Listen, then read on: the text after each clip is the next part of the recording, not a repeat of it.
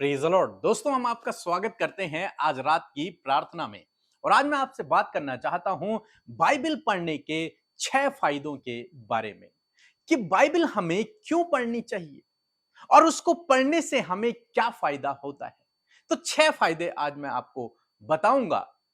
जब आप बाइबल पढ़ेंगे तो आपको ये 6 फायदे निश्चय होंगे। पहली बात हम लोग देखते हैं कि बाइबल एक मैनुअल बुक है। जैसे आपने कभी यदि फोन लिया हो या फिर आपने टीवी ली हो या फिर आपने वॉशिंग मशीन ली हो या फिर आपने कोई भी प्रोडक्ट यदि नया आपने खरीदा है तो उसके साथ में आपको एक छोटी सी बुक मिलती है। और उस बुक में उस प्रोडक्ट के बारे में, उस चीज के बारे में जो आपने ली है उसके बारे में लिखा हुआ होता है।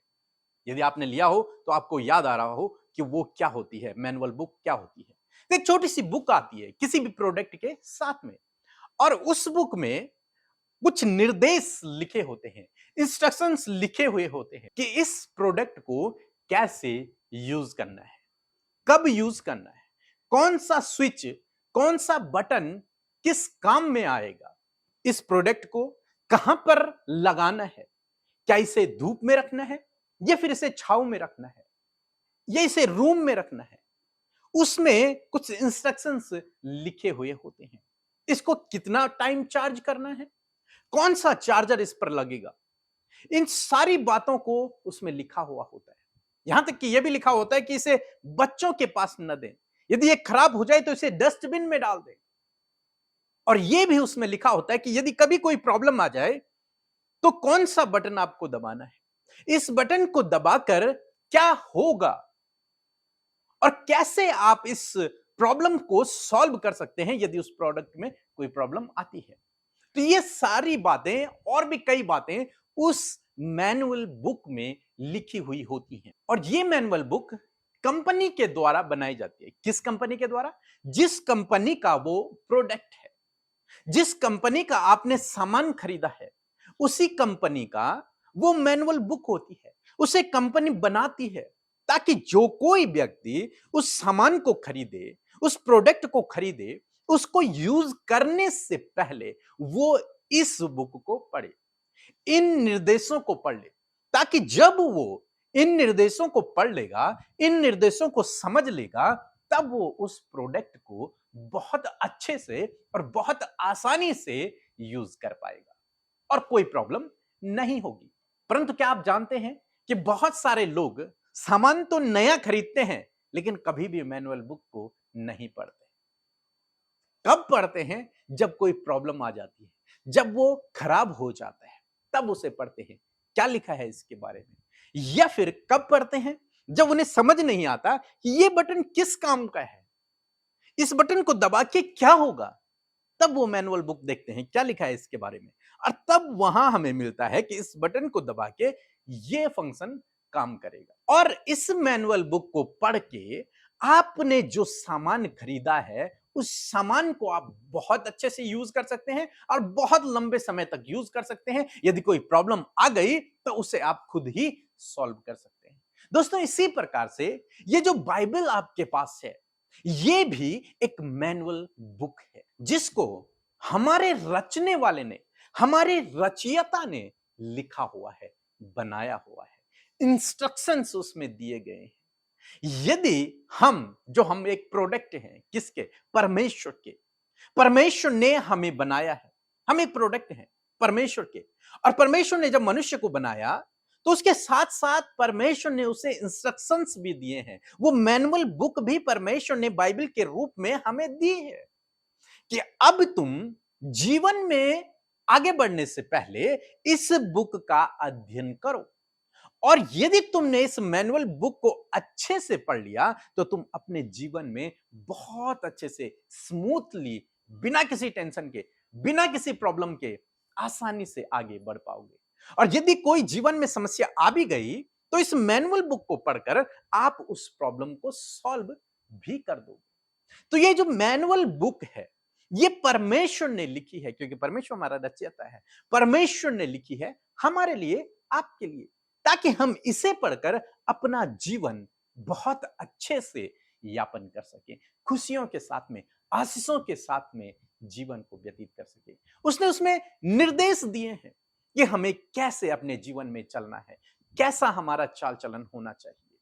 तो जब आप बाइबल को पढ़ेंगे तो आपको यह जानने को मिलेगा कि कैसे आपको अपना जीवन इस धरती पर व्यतीत करना है, और यदि कोई प्रॉब्लम आ गई तो उसे कैसे आपको सॉल्व करना है। जैसे आज बहुत सारे भाई बहन जिनकी शादी हुई और आज उनका डिवोर्स हो रहा है, लड़ाई झगड़े परिवार में है, दूरियां हैं, मनमुटाव है।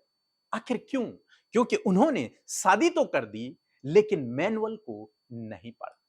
परमेश्वर ने जो निर्देश दिए हैं उनको कभी भी नहीं पढ़ा, और जब उन्होंने पढ़ा ही नहीं, उन्हें पता ही नहीं है, तो इसलिए लड़ाई झगड़े तो होंगे, इसीलिए डिवोर्स तो होगा ही, क्योंकि उन्हें उस मैनुअल बुक में जो निर्देश दिए गए हैं उन्हें पता ही नहीं है। और जब आपको निर्देश नहीं पता होंगे तो आप किसी भी प्रोडक्ट को गलत तरीके से यूज करेंगे, और जब गलत तरीके से यूज करेंगे तो वो जल्दी से खराब हो जाएगा।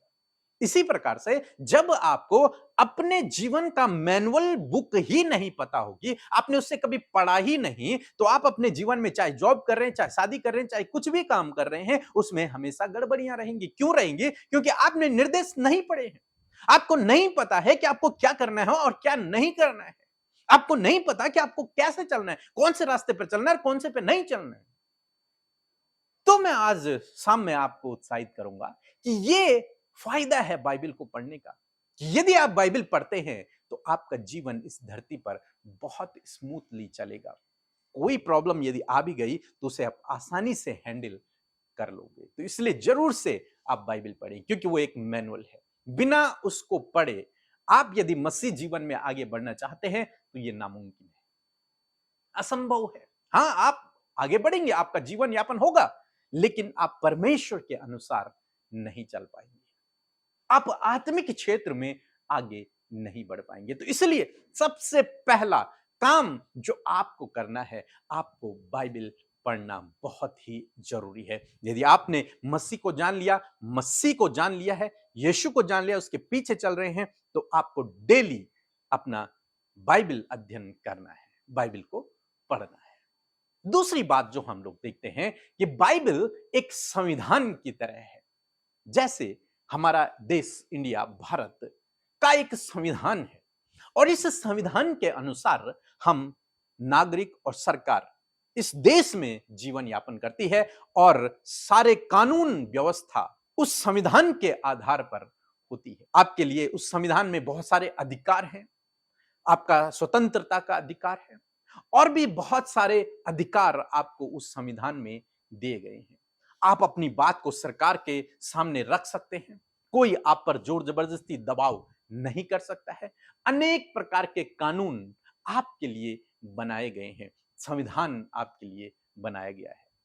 लेकिन यदि आप अपने संविधान को ही नहीं जानेंगे तो फिर आप अपना जीवन सही से नहीं जी पाएंगे। आपको पता ही नहीं होगा कि संविधान में मेरे लिए क्या बेनिफिट्स है। आपको पता ही नहीं होगा कि आप पूर्ण रूप से स्वतंत्र हो चुके हैं। आपको पता ही नहीं होगा कि कोई आपको मार नहीं सकता, कोई आपको डांट नहीं सकता, कोई आपसे जबरदस्ती कुछ नहीं करवा सकता, यदि आपको संविधान पता ना हो। तो फिर कोई भी आके आपको डांट के, आपको मार के चला जाए, कोई भी सरकारी आदमी आप पे जोर जबरदस्ती दबाव करके आपको झूठी गवाही लिख दे, अनेक प्रकार की बातें वो आपसे करवा सकते हैं। लेकिन जब आपको आपका कानून, आपका संविधान पता होता है, तो कोई भी व्यक्ति गलत नहीं करवा सकता, ना ही वो कभी करेगा। आपको पता है अपना संविधान, यदि मुझे इंडिया में रहना है तो मुझे अपने संविधान के अनुसार जीवन को व्यतीत करना होगा। यदि मैं संविधान के खिलाफ में जाऊंगा तो मुझे सजा हो सकती है, सरकार मुझे सजा से दे सकती है। और जब आपको अपने संविधान के बारे में पता होगा तो आप कोई भी संविधान के खिलाफ में कोई भी काम नहीं करेंगे। आप किसी का मर्डर नहीं करेंगे, आप किसी के यहां चोरी नहीं करेंगे, आप किसी के साथ में लड़ाई झगड़ा नहीं करेंगे। क्यों? क्योंकि आपको पता है मेरे संविधान में ये सब चीजें लिखी हुई हैं कि यदि मैंने मर्डर किया तो मुझे फांसी की सजा हो जाएगी। तो अपना संविधान जब आपको पता होगा तो आप अपना जीवन भी बहुत अच्छे तरीके से व्यतीत करेंगे। इसी प्रकार से बाइबल भी एक संविधान है, उस स्वर्ग के राज्य का, उस परमेश्वर के राज्य का वो संविधान है। यदि आप उसे पढ़ते हैं तो आप स्वर्ग के नागरिक की तरह अपने जीवन को व्यतीत करते हैं। जैसा परमेश्वर चाहते हैं वैसा फिर आप अपने जीवन को व्यतीत करते हैं। परमेश्वर की इच्छा के अनुसार आप अपने जीवन को व्यतीत करते हैं। और जब आप अपने जीवन को अपने संविधान के अनुसार व्यतीत करेंगे तो आपको अपने संविधान के बहुत सारे बेनिफिट्स प्राप्त होंगे, बहुत सारे फायदे आपको मिलेंगे। एक वचन हम लोग पढ़ेंगे, दूसरा तीमुथियुस की किताब, उसका 3 अध्याय 16 और 17 पद लिखा है, हर एक पवित्र शास्त्र परमेश्वर की प्रेरणा से रचा गया है और उपदेश और समझाने और सुधारने और धार्मिकता की शिक्षा के लिए लाभदायक है, ताकि परमेश्वर के जन सिद्ध बने और हर एक भले काम के लिए तत्पर हो जाए। तो यहां पर परमेश्वर का वचन हमें सिखाता है कि परमेश्वर ने जो ये बाइबल हमें दी है, एक मैनुअल के रूप में दी है, ताकि हम इसे पढ़कर अपने जीवन को सही तरीके से व्यतीत कर सकें, और एक संविधान के रूप में दी है ताकि हमें इसे पढ़कर अपने अधिकारों का पता हो और हम अपने जीवन को फिर सही से व्यतीत कर सकें। एक और बात हम लोग देखेंगे, तीसरी बात जो मैं आपको बताने जा रहा हूं वो है कि परमेश्वर का वचन यानी कि बाइबल एक लव लेटर है, एक प्रेम पत्र है। यदि आपने पुराने जमाने में देखा हो, आजकल तो फोन है, लेकिन पहले एक प्रेमी अपनी प्रेमिका को लव लेटर दिया करते थे, या फिर एक प्रेमिका अपने प्रेमी को लव लेटर दिया करते कि चिट्ठी लिखते थे, प्यार से, प्रेम से एक चिट्ठी लिखते थे। उसमें बहुत बड़ी बड़ी बातें प्यार की हुआ करती थी। आज तो मॉडर्न जमाना है, फोन आ गया है, व्हाट्सएप है, मैसेज है, लेकिन उस समय में केवल लेटर हुआ करते थे, चिट्ठी हुआ करती थी। तो एक प्रेमी अपनी प्रेमिका को चिट्ठी लिखा करते थे, लव लेटर लिखा करते थे, और उस लव लेटर में वो अपनी सारी मन की बातों को उस लेटर के जरिए लिखते थे कि मैं तुझसे कितना प्रेम करता हूं, कितनी गहराई से, दिल की गहराई से मैं तुझसे प्रेम करता हूं, तुझसे शादी करना चाहता हूं, तेरे लिए सब कुछ कर सकता हूं। इस प्रकार की बातें उसमें लिखी होती थी। सेम ऐसे ही बाइबल है जो परमेश्वर के द्वारा, एक प्रेमी के द्वारा अपनी प्रेमिका के लिए यानी कि आपके और मेरे लिए लिखी गई है। परमेश्वर दूल्हा है और हम उसकी दुल्हन है, और परमेश्वर ने, हमारे दूल्हे ने हमारे लिए एक लव लेटर लिखा हुआ है। उस लव लेटर में उसने अपने प्रेम को प्रदर्शित किया है, अपने प्रेम को प्रकट किया है कि वो अपनी कलीसिया या फिर अपने बच्चों या फिर अपनी दुल्हन से कितना कितना प्रेम करता है। उसके प्रेम की कोई सीमा नहीं है। वो लिखता है कि मैं तुझसे शादी करना चाहता हूं, मैं तेरे लिए सब कुछ कर सकता हूं, तेरे सारे गुनाहों को मिटा सकता हूं। बहुत बड़ा प्रेम, एक अगापे प्रेम की बाइबल में बात होती है। परमेश्वर अपने लोगों से, अपनी दुल्हन से अगापे प्रेम करता है।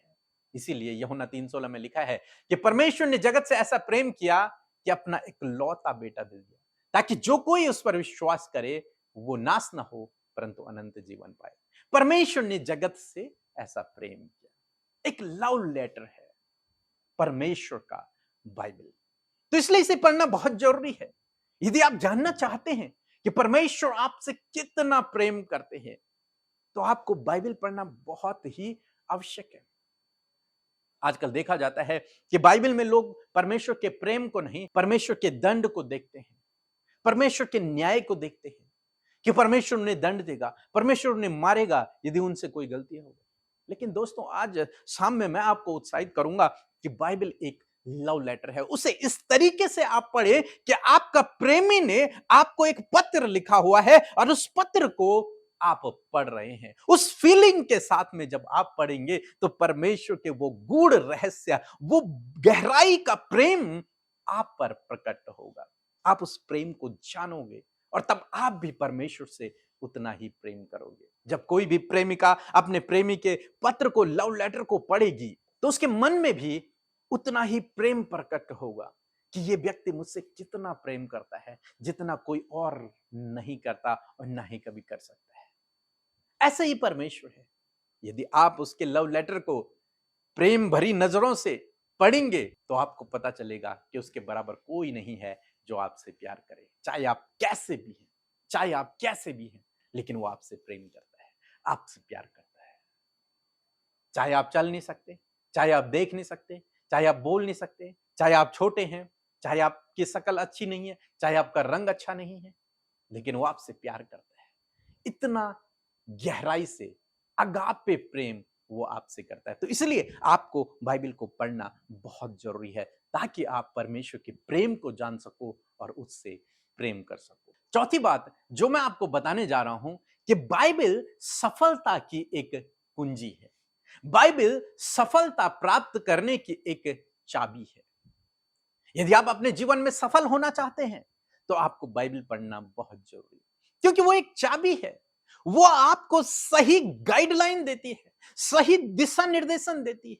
परमेश्वर ने यहोशू से कहा 1 अध्याय 8 पद में कि तू दिन रात इस व्यवस्था की पुस्तक पर मनन करते रहना, ध्यान करते रहना, और जो कुछ इसमें लिखा है उसके अनुसार करने की तू चौकसी करना। तो ऐसा करने से तू प्रभावशाली होगा और तेरे सब काम सफल होंगे।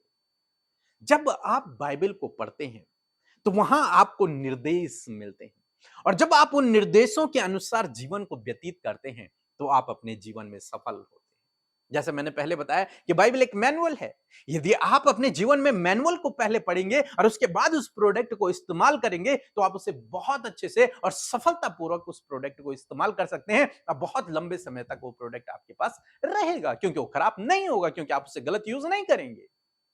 इसी प्रकार से जब आप बाइबल को पढ़ते हैं और जब आप उसके अनुसार चलते हैं तो आप अपने जीवन में सफल होते चले जाते हैं। फिर परमेश्वर आपके हाथ के कामों पर आशीष देता है, क्योंकि परमेश्वर आपके साथ में है, क्योंकि आप जानते हैं कि परमेश्वर की क्या इच्छा है, और जब आप उसके अनुसार कार्य करते हैं तो परमेश्वर आपको आशीष देता है, आपको आगे बढ़ाता है, आपको सफल करता है। तो इसलिए यदि आप अपने जीवन में सफल होना चाहते हैं, चाहे आप छोटे बच्चे हैं, चाहे आप बुजुर्ग हैं, यदि आप अपने जीवन में सक्सेस होना चाहते हैं तो मैं यूं कहूंगा, जितनी तैयारी आप एग्जाम की करते हैं उतनी तैयारी आप यदि बाइबल को पढ़ने की भी करें, बाइबल को पढ़ने में भी समय को दें, तो आप निश्चय सफल होंगे, निश्चय आप सफल व्यक्ति बनेंगे, क्योंकि परमेश्वर के वादे झूठे नहीं है, परमेश्वर के वादे सच्चे हैं। यदि उसने कहा है तो वो करेगा, वो निश्चय करेगा। एक और बात को हम लोग देखते हैं, पांचवी बात जो मैं आपको बताने जा रहा हूं वो है कि जब आप बाइबल को पढ़ते हैं तब परमेश्वर आपसे बातचीत करते हैं। यदि आप किसी व्यक्ति से कहोगे कि परमेश्वर ने मुझसे बातचीत की, तो कभी भी यकीन नहीं करेगा। वो सोचेगा कि ये झूठ बोल रहा है। कैसे सर्वशक्तिमान परमेश्वर जिसको किसी ने नहीं देखा, वो इस व्यक्ति से कैसे बात कर सकता है। लेकिन जो मसीह में है वो इस बात को समझेगा कि परमेश्वर अपने वचन के द्वारा बात करता है। जब आप पढ़ना शुरू करते हैं तो वहां पर केवल दो लोग होते हैं, एक आप और एक परमेश्वर का वचन, पवित्र आत्मा। तो जब आप पढ़ रहे हैं तो वहां से, बुक से, उन शब्दों से पवित्र आत्मा आपसे बातचीत करता है। कई बार आपने देखा होगा जब आप बाइबल पढ़ते हैं तो तुरंत से परमेश्वर का वचन डायरेक्टली आपसे बातचीत करता है। तो परमेश्वर अपने वचन के द्वारा, बाइबल के द्वारा अपने लोगों से बातचीत करता है, इसलिए उसे पढ़ना बहुत जरूरी है। बीते दिनों मैं कुछ एक बहुत ही इंपॉर्टेंट काम करने जा रहा था, और मैं वेट कर रहा था कि प्रभु मुझसे बातचीत कर, प्रभु मुझसे बातचीत कर, क्योंकि बिना तेरी आज्ञा के मैं अपने जीवन में आगे स्टेप नहीं बढ़ाना चाहता हूं। मैं चाहता हूं कि पहले आप मुझसे कहें तब मैं उस काम को करूं। कहीं मैंने अपनी इच्छा से कर दिया और वो गड़बड़ हो गया तो इसलिए प्रभु मैं चाहता हूं कि आप पहले मुझे गाइड करें, आप पहले मुझे बताएं, तब मैं उस काम को करूंगा। और लगभग 2 महीने तक मैंने वेट किया परमेश्वर के वचन का, और एक दिन ऐसा आया जब परमेश्वर ने डायरेक्टली मुझसे कहा कि जा और उसे अपने अधिकार में कर ले, जा और उसे अपने अधिकार में कर ले, वचन के थ्रू। और मैं उसी समय उस वचन को पकड़ लिया, प्रभु तेरा धन्यवाद, तूने मुझसे कह दिया। और फिर मैं गया और फिर मैंने उस काम को करना शुरू किया। तो मैं क्या कहना चाहता हूं कि परमेश्वर आपको अपने वचन के द्वारा गाइड करेगा, आपसे बातचीत करेगा, आपको सही दिशा निर्देशन देगा, आपको सही रास्ता बताएगा। बाइबल कहती है कि तेरे कानों में आवाज आएगी कि कौन सा तेरे लिए सही रास्ता है, तुझे इस पर चलना है या फिर इस पर चलना है। तो आपको क्या करना है? आपको बाइबल को पढ़ना है ताकि परमेश्वर आपसे वचन के द्वारा बातचीत करे। बहुत सारे भाई बहन कहते हैं कि परमेश्वर ने मुझसे बातचीत की है। केवल हवा हवा में वो लोग कहते हैं, अपने विचारों को वो परमेश्वर की बातें कह देते हैं। लेकिन यदि आप जानना चाहते हैं कि सच में आपसे परमेश्वर ने बात की है कि नहीं, तो वचन आपको बताएगा, वचन आपसे बातचीत करेगा। आप अपनी मन की बातों को परमेश्वर की आवाज नहीं कह सकते। परमेश्वर आवाज आपको अपने वचन से देगा। परमेश्वर आवाज आपको अपने इस लिखित वचन के द्वारा देगा या फिर दर्शनों में देगा। आप अपने मन की कल्पना को परमेश्वर की ओर से है नहीं कह सकते। हां, यदि आपको लगता है तो आप उसे बाइबल से भी प्रूव करेंगे कि हां, बाइबल में जब मैं बाइबल अध्ययन कर रहा था, जब मैं परमेश्वर की उपस्थिति में बैठा हुआ था, तब परमेश्वर ने इस वचन के द्वारा मुझसे बातचीत की है और यही परमेश्वर ने मुझसे विचारों में भी कहा है, इसलिए वो सत्य बात हो गई। लेकिन यदि आप केवल अपनी मन की बातों को कह रहे हैं तो ये गलत है। हमें से बहुत सारे भाई बहन जो कहते हैं कि हमें इस लड़की से शादी करने की अगुवाई हो रही है, इस लड़के से शादी करने के लिए अगुवाई हो रही है। यस, मैं मना नहीं कर रहा हूं, लेकिन आपको उस बात को बाइबल के आधार पर जांचना होगा कि क्या बाइबल पढ़ते समय क्या परमेश्वर ने जो उसका लिखित वचन है, जो उसके मुंह से निकले हुए शब्द हैं, क्या उस समय परमेश्वर ने आपसे इस विषय में बातचीत की है या फिर आप अपने विचारों को ही कह रहे हैं या फिर जो कुछ आपने दिन में सोचा वो रात को आपको सपना आ गया और आपने कहा नहीं यही सही है। किस तरीके से आप इस बात को कह रहे हैं कि मुझे इस लड़की से या इस लड़के से शादी करने की अगुवाई हो रही है। मैं आपसे कहूंगा, यदि आप सच में चाहते हैं कि प्रभु आपकी अगुवाई करे, प्रभु आपको दिशा निर्देशन दे, प्रभु आपको गाइड करे, तो आपको परमेश्वर का वचन अध्ययन करना है और परमेश्वर अपने वचन से आपसे बातचीत करेगा। ऐसा नहीं कि आपने मन में सोच लिया, हां परमेश्वर ने तो यूसुफ से कहा था कि मरियम से शादी कर ले। नहीं नहीं नहीं, ऐसे नहीं, ऐसे नहीं। हमने बाइबल पढ़ी है, बहुत सारी कहानियां हमें याद हैं, इसलिए हम उन्हें अपने पर अप्लाई नहीं करेंगे। लेकिन सच अगुवाई कब होगी? जब आप अपने डेली बाइबल अध्ययन में परमेश्वर के वचन को पढ़ेंगे और उस समय यदि परमेश्वर आपसे डायरेक्टली बातचीत करे कि हां ये लड़की तेरे लिए है, हां ये लड़का तेरे लिए है, तब आपको वास्तव में परमेश्वर अगुवाई कर रहा है, तब आप उस रास्ते पर चलें। अन्यथा किसी की शकल सूरत देखकर, किसी का टैलेंट देखकर आपको अगुवाई हो जाती है। तो ऐसा आप बिल्कुल भी न करें। और लास्ट बात जो मैं आपको बताना चाहूंगा कि जब आप बाइबल को पढ़ते हैं तो आपको भविष्य नजर आता है। आपको परमेश्वर का वचन एक आशा की किरण देता है, एक उम्मीद देता है। जब आप परमेश्वर के वचन को पढ़ते हैं, वो आपको दृढ़ करता है, वो आपको मजबूत करता है। कई बार जीवन में जब मुश्किल दौर से आदमी गुजर रहा है, कठिन समय है, कुछ भी समझ नहीं आ रहा, उस समय यदि आप बाइबल पढ़ते हैं तो वहां से परमेश्वर आपसे बातचीत करता है, आपको दृढ़ करता है, आपको मजबूत करता है। और दूसरी बात, बाइबल हमें भविष्य के बारे में दृढ़ करती है, मजबूत करती है। हर एक व्यक्ति सोचता है कि यही जीवन है, इसी धरती पर हमें जीवन व्यतीत करना है और उसके बाद सब कुछ समाप्त हो जाएगा। लेकिन बाइबल कहती है कि इस जीवन के बाद एक और जीवन है और हमें इस जीवन के लिए नहीं बल्कि उस जीवन के लिए तैयार होना है जो अनंत जीवन है, जो परमेश्वर के साथ का जीवन है, जो परमेश्वर का राज्य है, जो आने वाला है। और परमेश्वर हमें एक आशा देता है, एक उम्मीद देता है कि हम उस राज्य में प्रवेश करेंगे और प्रभु के साथ में राज्य करेंगे। यूहन्ना रचित सुसमाचार उसका 14 अध्याय 1 से 3 पद यदि आप पढ़ेंगे तो वहां पर प्रभु यीशु मसीह कुछ इस प्रकार से कहते हैं कि तुम्हारा मन व्याकुल ना हो, तुम परमेश्वर पर विश्वास रखते हो, मुझ पर भी विश्वास रखो। मेरे पिता के घर में बहुत से रहने के स्थान हैं, यदि ना होते तो मैं तुमसे कह देता, क्योंकि मैं तुम्हारे लिए जगह तैयार करने को जाता हूं। और यदि मैं जाकर तुम्हारे लिए जगह तैयार करूं तो फिर आकर तुम्हें अपने साथ ले जाऊंगा कि जहां मैं रहूं वहां तुम भी रहो। यहां पर प्रभु यीशु मसीह हमें एक उम्मीद देते हैं, एक आशा देते हैं, हमसे एक वादा करते हैं कि मैं तुम्हें लेने के लिए आऊंगा और तुम्हें अपने साथ में उस राज्य में, उस स्वर्ग के राज्य में, उस परमेश्वर के राज्य में लेकर जाऊंगा और वहां तुम मेरे साथ में राज्य करोगे। ये आशा, ये उम्मीद अन्य लोगों के पास नहीं है। उन्हें केवल इतना पता है इस धरती में हमारा जन्म हुआ है, हमें ये जीवन व्यतीत करना है, उसके बाद मर जाना है, उसके बाद सब कुछ समाप्त, सब कुछ खत्म, नरक जाएंगे स्वर्ग जाएंगे, उन्हें नहीं पता। लेकिन परमेश्वर का वचन बाइबल हमें स्पष्ट रूप से कहती है कि जितनों ने प्रभु पर विश्वास किया वे सब प्रभु के साथ में उठा लिए जाएंगे, उसके साथ में राज्य करेंगे। तो मृत्यु के बाद के जीवन के बारे में हमें बाइबल स्पष्ट रूप से बताती है। तो इसलिए हमें बाइबल को पढ़ना बहुत जरूरी है, क्योंकि यह हमें भविष्य के लिए आशा देती है, उम्मीद देती है, वादों को करती है।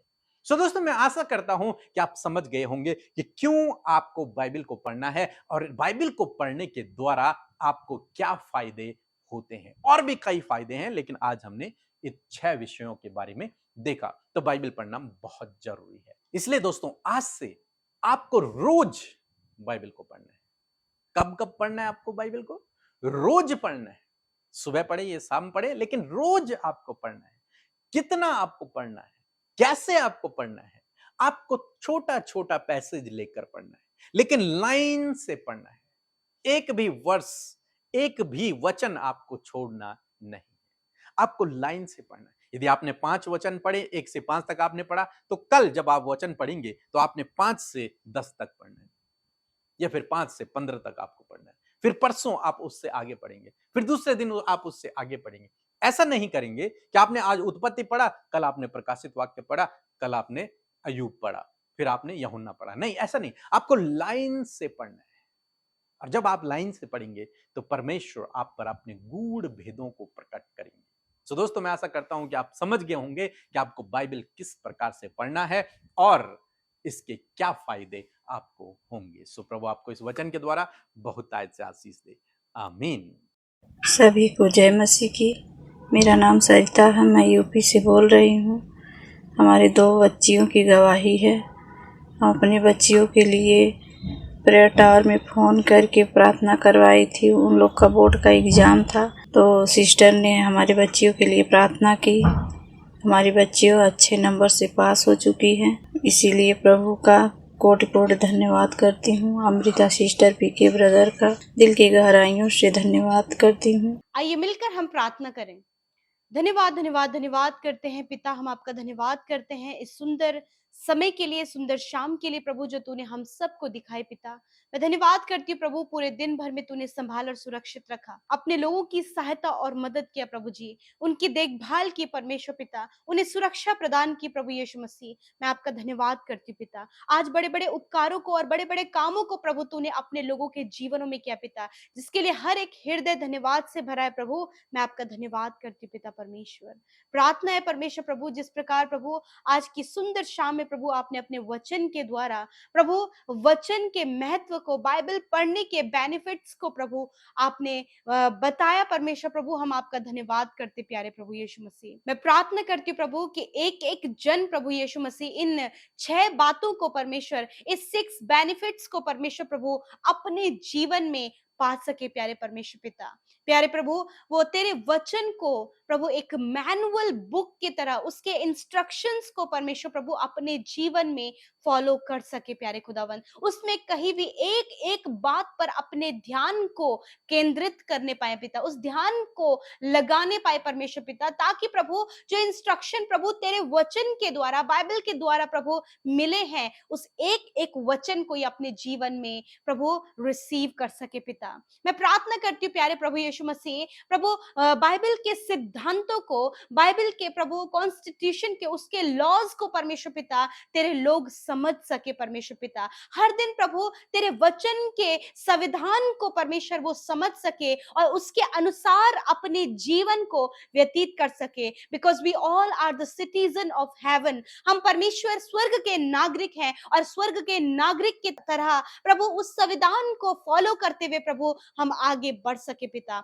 मैं प्रार्थना करती हूँ प्रभु, होने दीजिए परमेश्वर पिता कि एक एक जन परमेश्वर पिता तेरे वचन के उस संविधान को पूरा कर सके प्यारे खुदावंद यीशु मसीह, उसके अनुसार चल सके, उन नियमों के कारण, उन लॉ के द्वारा प्रभु वो अपने जीवन को यापन कर सके, अपने लाइफ को करेक्ट कर सके, अपने लाइफ को उस संविधान के अनुसार जी सके। मैं दुआ करती हूँ प्यारे परमेश्वर पिता, प्यारे प्रभु जो भी गलत बातें हैं, जो भी उस संविधान के नियमों के खिलाफ है, परमेश्वर उन बातों को अपने आप से दूर करके और प्रभु जो तेरा वचन कहता है उसे अप्लाई करके ये अपने जीवन को करेक्ट कर सके प्यारे परमेश्वर पिता। प्यारे प्रभु सच में प्रभु तेरा वचन प्रभु एक प्रेम पत्र है परमेश्वर पिता, जो कि प्रभु तूने हम सब के लिए दिया है। हाँ प्रभु, तू हमारा दुल्हा है और हम सब तेरी जो कलीसिया है प्रभु, तेरे लोग हैं, वो तेरी दुल्हन है प्रभु, और तू उन्हें लेने के लिए आएगा। हाँ परमेश्वर पिता, और अपने साथ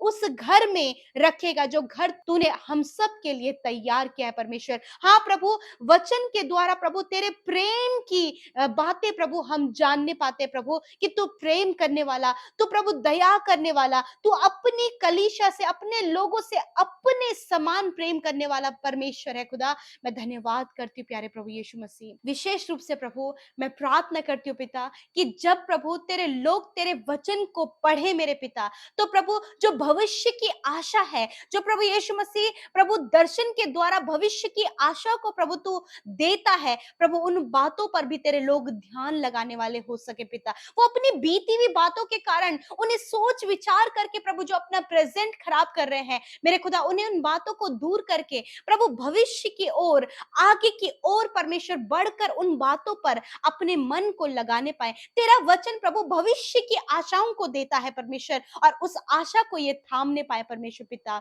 हाँ प्रभु यीशु मसीह, ताकि प्रभु जो वचन आप देते हैं, जो वचन परमेश्वर प्रभु आप देते हैं और बातचीत करते हैं, जिस प्रकार यहोशू के पास में आपका वचन पहुंचा कि तू दिन रात इस पर ध्यान दिए रहना तो तू प्रभावशाली होगा, उसी प्रकार प्रभु तेरे लोग भी दिन रात तेरे वचन पर ध्यान करने वाले हो सके और उसके कारण प्रभु वो प्रभावशाली बन सके प्यारे खुदावंद यीशु मसीह। हाँ मेरे पिता, मैं धन्यवाद करती हूँ पिता परमेश्वर प्रभु, होने दीजिए प्रभु कि इन 6 बेनिफिट्स को जो हमने आज सीखे हैं परमेश्वर पिता, मैं प्रार्थना करती हूँ एक एक जन इसे अपने जीवन में अप्लाई कर सके परमेश्वर पिता। हाँ प्रभु, तेरा वचन कहता है कि तुम्हारा मन व्याकुल ना हो। आज जितने मन व्याकुल हैं, निराश है, दुखी है, परेशान है, बहुत से हालातों से होकर ये जूझ रहे हैं जो इन्हें दुखी करे, परेशान कर रहे हैं, प्रभु तेरा वचन कहता है कि तुम्हारा मन व्याकुल ना हो। हाँ परमेश्वर पिता, क्योंकि तू हमें आशा देता है, तू प्रभु हमें अपने साथ रखेगा, तू हमें कभी नहीं छोड़ेगा, कभी नहीं त्यागेगा। प्रभु तूने कहा है कि जो तुझ पर विश्वास करते हैं उन पर दंड की आज्ञा नहीं है। प्रभु यीशु, मैं प्रार्थना करती हूँ प्रभु एक एक वचन जो तूने अपने लोगों से कहा है प्रभु यीशु मसीह, उसके फायदे लोग उठा सके परमेश्वर। तूने अपने लोगों को वचन के द्वारा चंगाई दी है, तूने वचन के द्वारा सफलता दी है, तूने वचन के द्वारा छुटकारा दिया है, तूने वचन के द्वारा प्रभु उन्हें उम्मीद दिया है। हाँ परमेश्वर, आज प्रभु तेरे लोग इन बेनिफिट्स को अपने जीवन में ले सके, इसका फायदा उठा सके, वचन का अध्ययन कर सके, और परमेश्वर सीरियल वाइज परमेश्वर पिता, टॉपिक वाइज, पैटर्न वाइज परमेश्वर प्रभु आपके लोग आपके वचन का अध्ययन कर सके, उस पर दिन रात ध्यान कर सके पिता। धन्यवाद परमेश्वर प्रभु, आज बहुत से लोगों ने प्रभु वचन के इन बेनिफिट्स को सीखा प्रभु, मैं धन्यवाद करती हूँ। मैं प्रार्थना करती हूँ आज जितने लोग निराश, परेशान, निराशाओं में है पिता, ये वचन के फायदे वो अपने जीवन के उन क्षेत्रों में देखें। जब ये कर्जे में है तो कर्जे से बाहर निकलने पाए। तेरा वचन कहता है कि तू उपाय करने वाला है। बीमारी में है, तूने कहा मैं चंगा करने वाला यहोवा राफा हूँ। आज हर एक बीमार व्यक्ति, हर एक दुख में पड़ा हुआ व्यक्ति यीशु नासरी के नाम से चंगा हो जाए। प्यारे परमेश्वर पिता धन्यवाद प्रभु तेरा वचन इनकी परिस्थिति के विरोध में क्या कहता है, एक एक जन उस वचन को अपने जीवन में ले सके परमेश्वर पिता। प्रभु आपने इनके कर्जों को दूर किया, इनकी निराशा को दूर किया, इनके एडिक्शन को दूर किया, इनके बिगड़े हुए रिश्तों को संवारा, अपनी शांति, अपनी सामर्थ, अपनी बुद्धि, अपनी ज्ञान, अपनी समझ को परमेश्वर तूने अपने लोगों को दिया है। धन्यवाद। आज जितने भी लोग गड़बड़ियों का जीवन जी रहे हैं, प्रभु उनके जीवन से सारी गड़बड़ियों को दूर करें।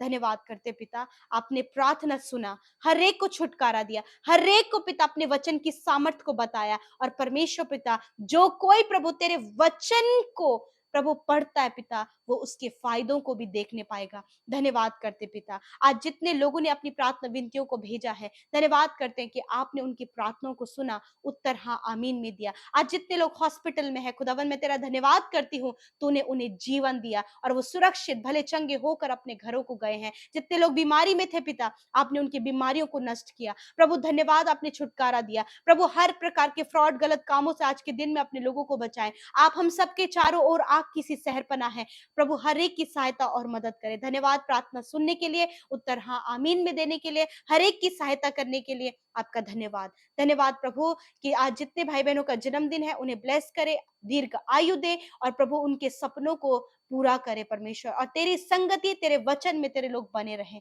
धन्यवाद करते हैं, सारी बातों में हम तुझे धन्यवाद करते हैं पिता कि प्रभु तूने हम सब की प्रार्थनाओं को सुना, उत्तर हाँ आमीन में दिया। हर एक के प्रार्थना का सल्यूशन प्रभु तेरे पास है। धन्यवाद करते हैं, यीशु के नाम से प्रार्थना मांगते हैं, सुने और ग्रहण करें। आमीन, आमीन और आमीन।